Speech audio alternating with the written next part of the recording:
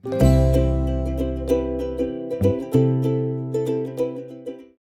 ಸ್ನೇಹಿತರೆ, ನಮಸ್ಕಾರ. ಛಾಯಾ ರುಚಿ ಲೋಕ ಚಾನಲ್ಗೆ ಸ್ವಾಗತ. ನಾನಿವತ್ತಿನ ದಿನ ನಿಮಗೆ ಚಿಕನ್ ಬಿರಿಯಾನಿಯ ರೆಸಿಪಿಯನ್ನು ತೋರಿಸ್ತಾ ಇದ್ದೀನಿ. ಬಿರಿಯಾನಿಗೆ ಹಾಕಿದಂಥ ಚಿಕನ್ ಸಾಫ್ಟ್ ಆಗಿ ಅನ್ನದ ಜೊತೆಗೆ ಚೆನ್ನಾಗಿ ಹೊಂದಾಣಿಕೆ ಆಗಬೇಕು ಅಂದ್ರೆ ಈ ಮೆಥಡ್ ಅಲ್ಲಿ ಒಂದ್ಸಲ ಟ್ರೈ ಮಾಡಿ ನೋಡಿ. ಅದಕ್ಕೂ ಮುಂಚೆ ನಮ್ಮ ಚಾನಲ್ ಅನ್ನ ಸಬ್ಸ್ಕ್ರೈಬ್ ಮಾಡಿಕೊಳ್ಳದೇ ಇರುವಂತವರು ಸಬ್ಸ್ಕ್ರೈಬ್ ಮಾಡಿಕೊಳ್ಳಿ. ಬನ್ನಿ ತಡ ಮಾಡದೆ ರೆಸಿಪಿ ಸ್ಟಾರ್ಟ್ ಮಾಡೋಣ. ಚಿಕನ್ ಬಿರಿಯಾನಿ ಮಾಡಲಿಕ್ಕೆ ಬೇಕಾಗುವಂಥ ಪದಾರ್ಥಗಳನ್ನು ನೋಡ್ಕೊಳ್ಳೋಣ. ನಾನಿಲ್ಲಿ ಅರ್ಧ ಕೆಜಿಯಷ್ಟು ಚಿಕನ್ ತಗೊಂಡಿದ್ದೀನಿ. 2 ಈರುಳ್ಳಿಯನ್ನು ಎಸಳೆಸಳಾಗಿ ಹೆಚ್ಚಿಟ್ಕೊಂಡಿದ್ದೀನಿ. ಅದೇ ರೀತಿ 2 ಮೀಡಿಯಮ್ ಸೈಜ್ ಟೊಮೊಟೊವನ್ನು ಹೆಚ್ಚಿಟ್ಕೊಂಡಿದ್ದೀನಿ. 6 ರಿಂದ 7 ಹಸಿಮೆಣಸಿಕಾಯಿ ತೊಗೊಂಡಿದ್ದೀನಿ.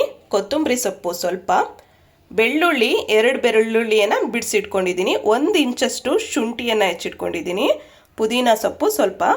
ಇದರಲ್ಲಿ ಕೊತ್ತಂಬರಿ, ಪುದೀನ, ಹಸಿಮೆಣಸಿಕಾಯಿ ಹಾಗೆ ಶುಂಠಿ ಬೆಳ್ಳುಳ್ಳಿ ಇಷ್ಟು ಕೂಡ ರುಬ್ಲಿಕ್ಕೆ ಹಾಕ್ಕೋಬೇಕಾಗತ್ತೆ. ಸ್ವಲ್ಪ ಪುದೀನ ಕೊತ್ತಂಬರಿಯನ್ನು ಒಗ್ಗರಣೆಗೆ ಕೂಡ ಸೇರಿಸ್ಕೋಬೇಕಾಗತ್ತೆ. 2 ಟೀ ಸ್ಪೂನ್ ಅಷ್ಟು ಮೊಸರು ತೊಗೊಂಡಿದ್ದೀನಿ. ಶುಂಠಿ ಬೆಳ್ಳುಳ್ಳಿ paste 1 teaspoon. Basmati rice ತೊಗೊಂಡಿದ್ದೀನಿ. ಈ ಕಪ್ಪಲ್ಲಿ 1 ಕಪ್ಪಷ್ಟು ಬಾಸುಮತಿ ರೈಸನ್ನು ಈ ಬೌಲ್ ಒಳಗೆ ಹಾಕಿಟ್ಕೊಂಡಿದ್ದೀನಿ. ಅದ್ರ ಜೊತೆಗೆ ನಾರ್ಮಲ್ ರೈಸ್ ಕೂಡ ತೊಗೊಂಡಿದ್ದೀನಿ 3/4 ಕಪ್ಪಷ್ಟು. ಹೀಗೆ ಎರಡನ್ನ ಮಿಕ್ಸ್ ಮಾಡೋದ್ರಿಂದ ಬಿರಿಯಾನಿ ತುಂಬಾ ರುಚಿಯಾಗಿ ಬರುತ್ತೆ. ನೀವು ಬೇಕಾದರೆ ಬಾಸುಮತಿ ರೈಸ್ ಮಾತ್ರ ಬಳಸ್ಕೊಂಡು ಕೂಡ ಮಾಡ್ಬೋದು. ನಂತರ ಖಾರದ ಪುಡಿ ಒಂದು ಅರ್ಧ ಟೀ ಸ್ಪೂನ್ ಅಷ್ಟು ಮ್ಯಾರಿನೇಟ್ಗೆ ಯೂಸ್ ಮಾಡ್ತಾ ಇದ್ದೀನಿ. ಇಲ್ಲಿ ಮೇಯ್ನಾಗಿ ಹಸಿಮೆಣಸಿಕಾಯಿ ತೊಗೊಂಡಿರೋದ್ರಿಂದ ಖಾರದ ಪುಡಿಯನ್ನು ಸ್ವಲ್ಪ ಮ್ಯಾರಿನೇಟಿಗೋಸ್ಕರ ಮಾತ್ರ ಯೂಸ್ ಮಾಡ್ತಾ ಇದ್ದೀನಿ. ಧನಿಯಾ ಪುಡಿ 1.5 ಟೀ ಸ್ಪೂನ್ ಅಷ್ಟು ಬೇಕಾಗತ್ತೆ. ಗರಂ ಮಸಾಲ ಪೌಡರ್ ಅರ್ಧ ಟೀ ಸ್ಪೂನ್ ಅಷ್ಟು ಬೇಕಾಗತ್ತೆ. ಅರಿಶಿಣದ ಪುಡಿ ಅರ್ಧ ಟೀ ಸ್ಪೂನ್. 3 ಏಲಕ್ಕಿ, 2 ಪೀಸ್ ಚಿಕ್ಕೆ, 3 ಲವಂಗ, 1 ಪಲಾವ್ ಎಲೆ, ಅಡುಗೆ ಎಣ್ಣೆ ಹಾಗೆ ರುಚಿಗೆ ತಕ್ಕಷ್ಟು ಉಪ್ಪು ಬೇಕಾಗತ್ತೆ. ಮೊದಲಿಗೆ ಚಿಕನ್ ಮ್ಯಾರಿನೇಟ್ಗೆ ಪದಾರ್ಥಗಳನ್ನು ಹಾಕ್ಕೊಳ್ಳೋಣ. ಚಿಕನ್ಗೆ 1 ಟೀ ಸ್ಪೂನ್ ಅಷ್ಟು ಶುಂಠಿ ಬೆಳ್ಳುಳ್ಳಿ ಪೇಸ್ಟನ್ನು ಸೇರಿಸ್ತಾ ಇದ್ದೀನಿ. ಖಾರದ ಪುಡಿ ಅರ್ಧ ಟೀ ಸ್ಪೂನ್, ಧನಿಯಾ ಪುಡಿ ಅರ್ಧ tea spoon, garam masala powder 1/4 tea spoon, ಅರಿಶಿಣದ ಪುಡಿ ಚಿಟಿಕೆ. ಇದಕ್ಕೆ ಒಂದು 2-3 ಟೀ ಸ್ಪೂನ್ ಅಷ್ಟು ಮೊಸರು ಹಾಕೋಬೇಕಾಗತ್ತೆ.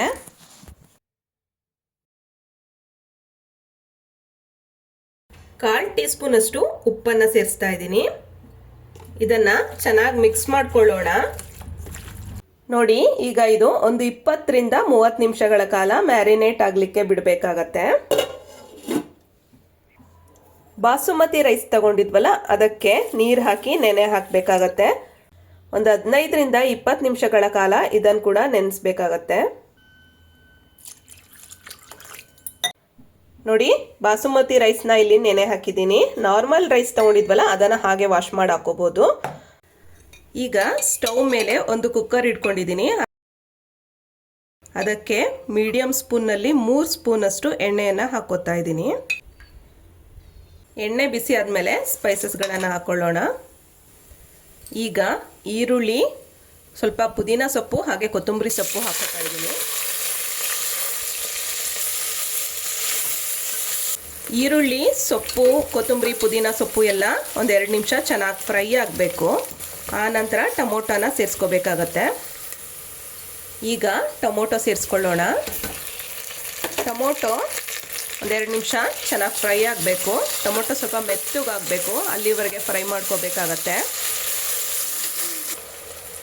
ನೋಡಿ, ಟೊಮೊಟೊ ಎಲ್ಲ ಚೆನ್ನಾಗಿ ಫ್ರೈ ಆಗಿದೆ. ಈಗ ಇದಕ್ಕೆ ಚಿಕನ್ ಹಾಕೊಳ್ಳೋಣ. ಚಿಕನ್ ಜೊತೆಗೂ ಕೂಡ ಟೊಮೊಟೊ ಚೆನ್ನಾಗಿ ಫ್ರೈ ಆಗುತ್ತೆ. ಮತ್ತೆ ನೋಡಿ, ಚಿಕನ್ ಪೀಸಸ್, ಮ್ಯಾರಿನೇಟ್ ಆಗಿರುವಂಥ ಚಿಕನ್ ಪೀಸಸ್ಗಳನ್ನು ಹಾಕೋತಾ ಇದ್ದೀನಿ. ಚಿಕನ್ನು ಒಗ್ಗರಣೆಯಲ್ಲಿ ಸ್ವಲ್ಪ ಚೆನ್ನಾಗಿ ಫ್ರೈ ಆಗಬೇಕು. 5 ರಿಂದ 10 ನಿಮಿಷಗಳ ಕಾಲ ಒಗ್ಗರಣೆಯಲ್ಲೇ ಅದನ್ನು ಬೇಯಿಸ್ಕೊಳ್ಳೋಣ. ಒಗ್ಗರಣೆಯಲ್ಲೇ ಅದು ಚೆನ್ನಾಗಿ ಮೆತ್ತಗೆ ಬೆಂದರೆ ಬಿರಿಯಾನಿ ಜೊತೆ ತಿನ್ನಲಿಕ್ಕೆ ತುಂಬಾ ಚೆನ್ನಾಗಿ ಅನಿಸುತ್ತೆ. ಬಿರಿಯಾನಿಗೆ ಒಂದೊಳ್ಳೆ ಟೇಸ್ಟ್ ಕೊಡುತ್ತೆ. ಚಿಕನ್ನು ಮೆತ್ತಗೆ ಬೆಂದ್ರೇ ಅದು ಟೇಸ್ಟ್ ಅನಿಸೋದು ಬಿರಿಯಾನಿ. ಒಂದ್ಸಲ ಈ ಮೆಥಡಲ್ಲಿ ಮಾಡಿ ನೋಡಿ, ತುಂಬಾ ಚೆನ್ನಾಗಿರುತ್ತೆ, ರುಚಿಯಾಗಿರುತ್ತೆ. ಅನ್ನದ ಜೊತೆಗೆ ತುಂಬಾ ಚೆನ್ನಾಗಿ ಹೊಂದಿಕೆ ಆಗುತ್ತೆ. ಅದೇ ಚಿಕನ್ ಗಟ್ಟಿ ಇದ್ದರೆ ಅದು ತಿನ್ನಲಿಕ್ಕೆ ಅಷ್ಟೊಂದು ಟೇಸ್ಟ್ ಅನಿಸೋದಿಲ್ಲ. ಈಗ ನಾನು ಇದನ್ನು ಒಂದು 5 ರಿಂದ 10 ನಿಮಿಷಗಳ ಕಾಲ ಬೇಯಿಸ್ಕೊತೀನಿ. ಅದು ಒಂದು ಕಡೆ ಬೆಂದ ನಂತರ ಇನ್ನೊಂದು ಕಡೆ ಟರ್ನ್ ಮಾಡ್ತೀನಿ. ಆವಾಗ ಚಿಕನ್ ತುಂಬ ಚೆನ್ನಾಗಿ ಬೇಯುತ್ತೆ. ಅಷ್ಟರೊಳಗೆ ಅದಕ್ಕೆ ಬೇಕಾದಂಥ ಸ್ವಲ್ಪ ಮಸಾಲೆಯನ್ನು ರುಬ್ಕೊಳ್ಳೋಣ. ಈಗ ನಾನೊಂದು ಮಿಕ್ಸಿ ಜಾರ್ ತೊಗೊಂಡಿದ್ದೀನಿ. ಅದಕ್ಕೆ ಹಸಿಮೆಣಸಿನ್ಕಾಯಿ, ಬೆಳ್ಳುಳ್ಳಿ, ಶುಂಠಿ, ಹಾಗೆ ಕೊತ್ತಂಬರಿ ಸೊಪ್ಪು, ಪುದೀನ ಸೊಪ್ಪು ಹಾಕೋತಾ ಇದ್ದೀನಿ. ಇದಕ್ಕೆ 1 ಸ್ಪೂನ್ ಅಷ್ಟು ಮೊಸರಿತ್ತು, ಅದನ್ನು ಮೊಸರನ್ನ ಸೇರಿಸ್ಕೊತಾ ಇದ್ದೀನಿ. ಸ್ವಲ್ಪ ನೀರನ್ನು ಸೇರಿಸಿ ಇದನ್ನು ಚೆನ್ನಾಗಿ ಗ್ರೈಂಡ್ ಮಾಡ್ಕೊಳ್ಳೋಣ. ನೋಡಿ, ಈಗ ಇದನ್ನು ಗ್ರೈಂಡ್ ಮಾಡಿದ್ದಾಗಿದೆ. ಈಗ ಚಿಕನ್ ಪೀಸಸ್ ಅರ್ಧ ಬೆಂದಿದೆ, ಅದಕ್ಕೆ ಅದನ್ನು ನಾನು ಟರ್ನ್ ಮಾಡಿ ಮತ್ತೆ ಬೇಯಿಸ್ಕೊತಾ ಇದ್ದೀನಿ.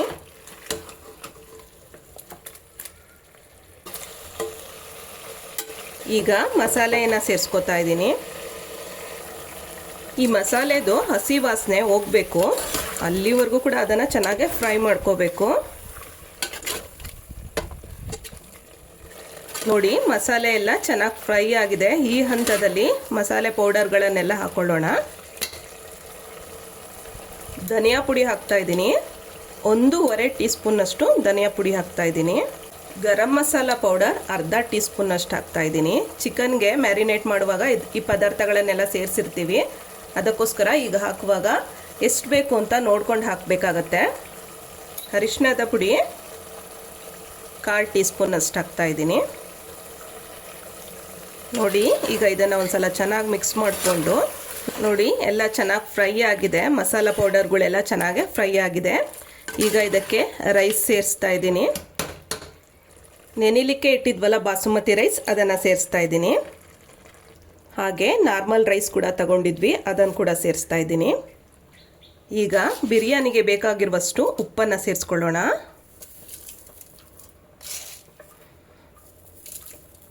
ಈಗ ಇದನ್ನು ಒಂದ್ಸಲ ಚೆನ್ನಾಗಿ ಮಿಕ್ಸ್ ಮಾಡ್ಕೊಳ್ಳೋಣ. ಈಗ ಇದಕ್ಕೆ ನೀರು ಸೇರಿಸ್ತಾ ಇದ್ದೀನಿ.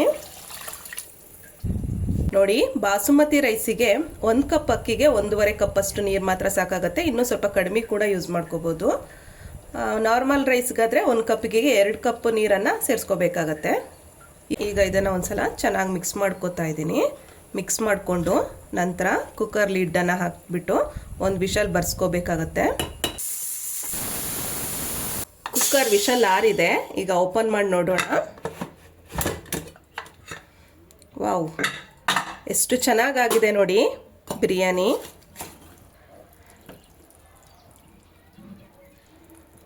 ನೋಡಿದ್ರಲ್ಲ, ಉದ್ದುದ್ರಾಗಿ ತುಂಬ ಚೆನ್ನಾಗಾಗಿದೆ. ಇದನ್ನು ಲೈಟಾಗೆ ಒಂದ್ಸಲ ಮಿಕ್ಸ್ ಮಾಡ್ಕೋಬೇಕು. ತುಂಬ ತಿರುಗಾಡಿಸ್ಕೊಂಡ್ರೆ ಬಾಸುಮತಿ ರೈಸ್ ಎಲ್ಲ ಬ್ರೇಕ್ ಆಗಿಬಿಡತ್ತೆ. ಅದಕ್ಕೋಸ್ಕರ ಒಂದ್ಸಲ ಲೈಟಾಗೆ ಮಿಕ್ಸಪ್ ಕೊಡೋಣ. ನೋಡಿ, ಬಿರಿಯಾನಿ ತುಂಬ ಚೆನ್ನಾಗಾಗಿದೆ. ಘಮ ಅಂತೂ ತುಂಬಾ ಚೆನ್ನಾಗಿ ಬರ್ತಾ ಇದೆ. ಇದರಲ್ಲಿ ಹಾಕಿದಂಥ ಚಿಕನ್ ಪೀಸಸ್ಗಳು ಎಷ್ಟು ಸಾಫ್ಟ್ ಆಗಿದೆ ಅಂತ ಅಂದರೆ, ನೋಡಿ ಹೀಗೆ ಜಸ್ಟ್ ಪ್ರೆಸ್ ಮಾಡಿದರೆ ಸಾಕು, ಅದು ನೀಟಾಗಿ ಬಿಚ್ಕೊಳ್ಳುತ್ತೆ.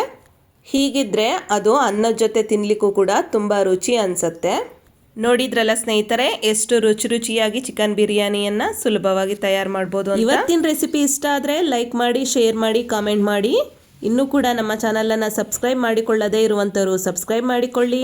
ಮತ್ತೊಂದು ರೆಸಿಪಿಯೊಂದಿಗೆ ನಾನು ನಿಮ್ಮನ್ನು ಭೇಟಿಯಾಗುತ್ತೇನೆ. ಧನ್ಯವಾದಗಳು. ಬಾಯ್ ಬಾಯ್.